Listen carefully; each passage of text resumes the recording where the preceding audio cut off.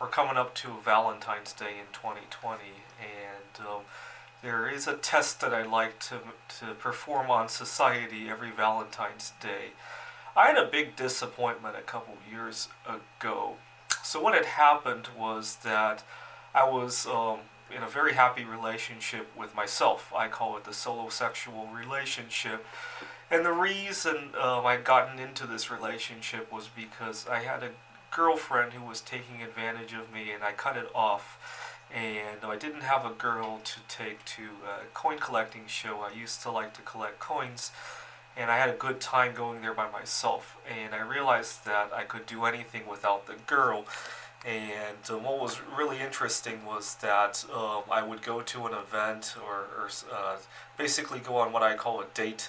And I would realize, oh my God, my dating budget goes twice as far now. You know, I can go to a restaurant that's twice as expensive, or I could go twice as often, right? And it felt like what I now call a solosexual dividend. It felt like a big dividend to me that I could.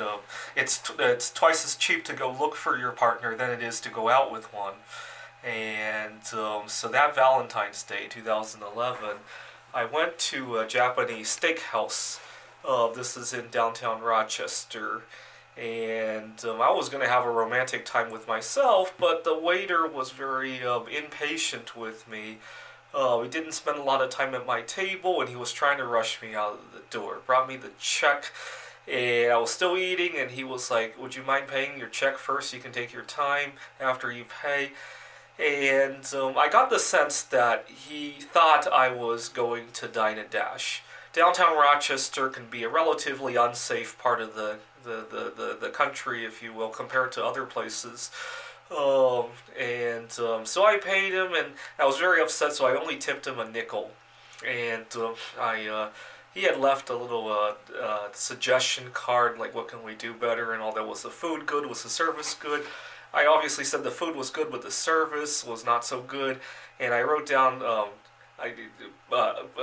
basically that I'm in a happy relationship with myself. You know, why are you so biased toward the non-traditional relationship, something like that. I wrote it in big letters too, because I wanted other employees to see it while the waiter was moving it, was picking it up.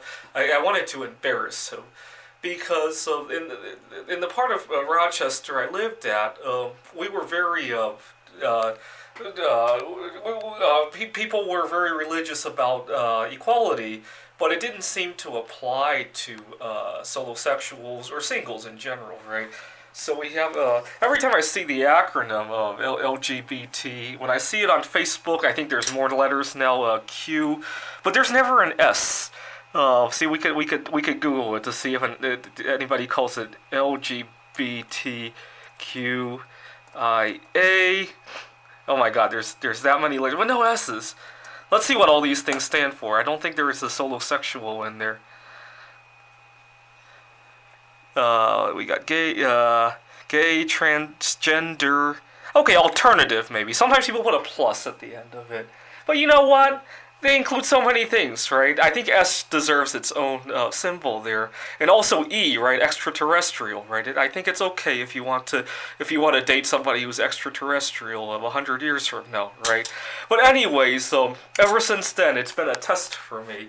Every time I move to a new city, I want to test out if it's okay to go to a restaurant as a solosexual, and it is. It is. Don't be put off by that. If you're solosexual, go out and enjoy yourself.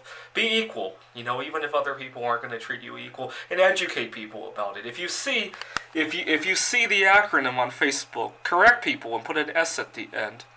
Thanks for watching.